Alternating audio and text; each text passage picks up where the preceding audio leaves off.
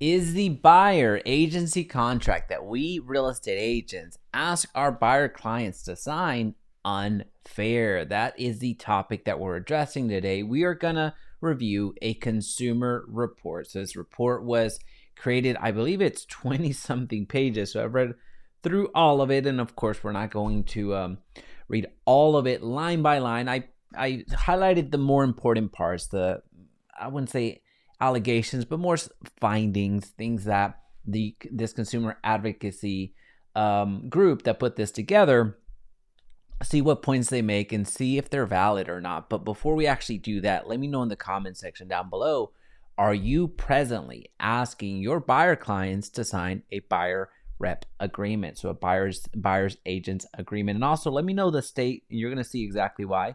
Let me know the state that you're actually practicing in as we get into the debrief of this particular report. So do I need to move myself? Let me move myself a little bit. We'll move a little bit further this way. All right, here we go. All right, so it's coming from the Consumer Federation of America. Again, this is a consumer report, and this is by Stephen Brobeck. Now, I will link this down below for you to check it out yourself. Again, you see me highlight quite a few pages here. We're not going to go through all of the things that have been highlighted, but I just wanted to kind of go through these, the more of the important points. So let's just get into it. So the introduction, we're going to read a good portion of this particular page, but after this, we're going to popcorn into the more important points that they raise. In 2023, only 41% of recent home buyers surveyed by the National Association of Realtors, NAR, said that they had signed buyer agency agreements. So just this past year, 41%. However, there's every reason to believe that this percentage is likely to increase in the future. Absolutely correct. NAR is now supporting the recommendation that all of their members representing buyers use these contracts. Now, it's not just a new thing. This has been an ongoing suggestion that has been made ever since they were introduced. Some proposals for settling the litigation mandate these agreements, and in increasing number of states are requiring them. So this gives a little bit of a backdrop on what they're even alleging. So you being a real estate agent, at least that's what the majority of the audience that watches this channel is, you know that you have the option, well, and some brokerages make it optional, some brokerages make it mandatory, some brokerages just don't have an opinion on buyer agency agreements. Now, listing agreements, those are the agreements that you sign with sellers, and they're basically, you get a listing agreement 100% of the time. But when you're working with buyers, not, as you saw here, 41% of agents do ask that their buyers sign the buyer rep agreement, while a majority, over half, do not. So there, it's not necessarily brought up in conversation. Now, it is presented, but not in all cases is it signed. All right, so before litigation, many buyers felt comfortable not using, let me start over. Before the litigation, many buyer agents felt comfortable not using written agreements. I'll be honest, this was me. This used to be me. But be completely transparent with you. This used to be me. I felt very comfortable not using them. And I'll tell you why here shortly. Principally for two reasons. First, the agents were assured of being paid by the sellers because of the mandatory compensation rule. Second, buyer agents were not required to raise issues with buyers that were difficult to explain and might discourage buyers from working with them. So essentially what the first one is, you're going to get compensated, and that was partly why I was that was partly why I did it myself. The second part, the buyer agents were not required to raise issues with buyers that were difficult to explain and might discourage buyers from working with them. For me, it wasn't necessarily the case. I understand that some buyer agents might have some reservations on bringing those up. Now, for me, it was with the buyer agents agreements, how I saw them was, if I get this executed and let's just say a buyer will go out there and purchase another home with another agent and aka breaks this buyer agency agreement, so this buyer rep agreement, which a clause there is exclusivity, you have the option to include it if it's exclusivity or not, which is what I would ask for in that particular agreement. For me, it was a business decision if I was going to pursue that buyer for that commission, and I just know myself, I wouldn't necessarily go out and do that, even if that happened. So for me, I felt it was not something I was going to look to enforce anyway. So that's why I decided not to do it myself.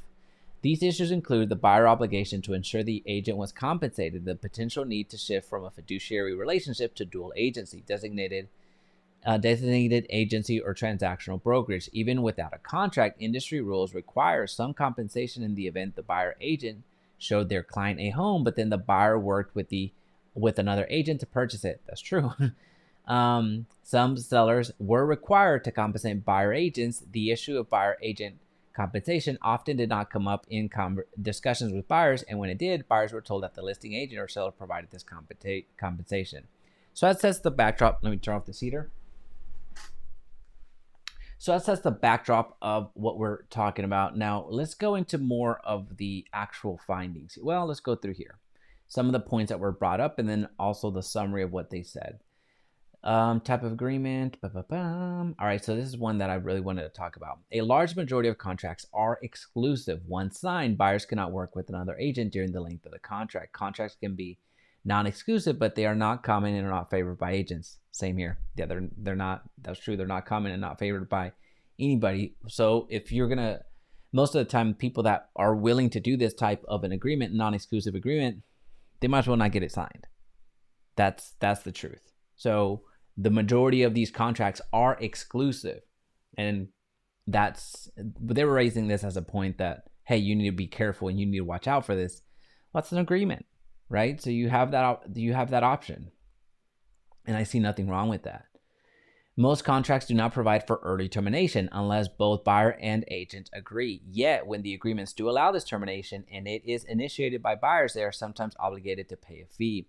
Now, it's to my understanding that contracts, they do allow you to terminate, and then it's a business decision once again for the agent to pursue some sort of fee or not.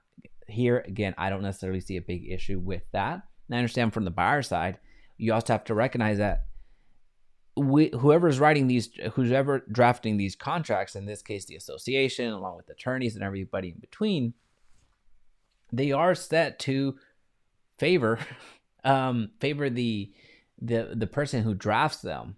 Now, of course, with any contract agreement, you have the ability to strike things out, right? So that's something that a lot of buyers didn't necessarily know that they could do, especially if they're not used to this type of working relationship. They're not used to working with contracts. They're just used to signing on that digital DocuSign and not being explained what their options are. So I do see that can absolutely happen. Buyers are obligated to provide full compensation, usually commissions representing a portion of the sale. Almost all contracts allow sellers to pay all or portion of these commissions. In at least 2 contracts, buyers must be notified of this seller concession before an offer is made. Many contracts also allow buyer agents to receive any compensation offered by sellers above the contracted amount between buyer and buyer agent. So let's just say you get a buyer agreement signed. Let's just say you're working with the buyer and you are doing a 2.5% commission. Well, if they end up purchasing a home where the seller's actually purchasing 3%, the agent can receive that difference. So from 3% that they're offering and the 2.5 that the agent is requesting from the buyer, what they're saying is that delta, that 0.5%, should not be pocketed by the agent. Now, again, I'll link the rest of it down below. We're not going to go line by line. The other points were more to really understand what they're trying to say, and also I'll be making a follow-up video in the near future on some of the points that were raised. I wanted to go straight to the summary and the conclusions because it says a lot on what they actually deem as important. All right, so for decades, many homebuyers worked with real estate agents on an informal basis without having signed buyer agency agreements. That's true. However, largely because of recent class action litigation, industry leaders are now urging realtors to use these contracts. That's also true, mainly as protection against future lawsuits, though some also recognize the benefits to agents of working with informed and commended buyers. It's not mainly a protection against future lawsuits. I understand this is probably going to be something that gets in any settlement and in the how the shakeup ends up happening, this is probably going to be a requirement that this gets executed, so both buyers understand how where their money is going, or who's responsible to pay for what the agent's responsible for, and all that fun stuff. So I understand that it could be a tool to prevent future lawsuits, because again, this is going to be something that will be included in any settlement most likely.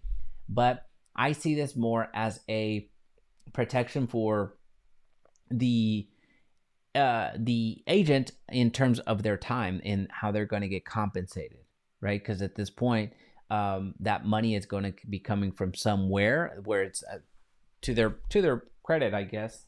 To their credit, yeah, it was mostly understood that whatever's listed on that the buyer rep commission or the buyer side commission was going to get compensated at the end of the day when it was on the MLS.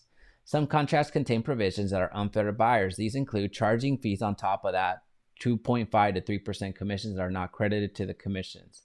So basically, those transaction fees or those marketing, well, that's on the listing side, those additional fees that some agents would charge to their clients. And this is on both sides. Beyond the commissions, there were some additional transaction fees, as mentioned on the listing side, marketing fees. These additional fees is what they're alluding to, that's deemed unfair in their eyes. Require buyer loss of fiduciary representation when agents or agencies have listed properties of interest.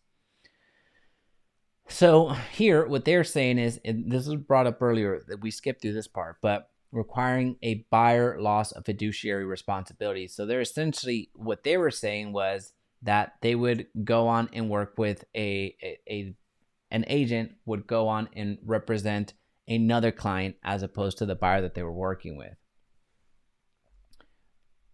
and as opposed to assigning somebody else to work with another client that might have the same interest in that property. Not explaining how potential conflicts of interest involving all buyers of an agent or agency are resolved. So it goes back to what you're actually disclosing and not disclosing, even though I would argue that the agreement that's already been laid out, it's regardless of how well you explain things to a client may or may not get it. But also, you have to look at the agents themselves. Maybe it's the agents that are not adequately trained in order to explain it better, and that's really on us. Like, that would actually be a valid point, in my opinion.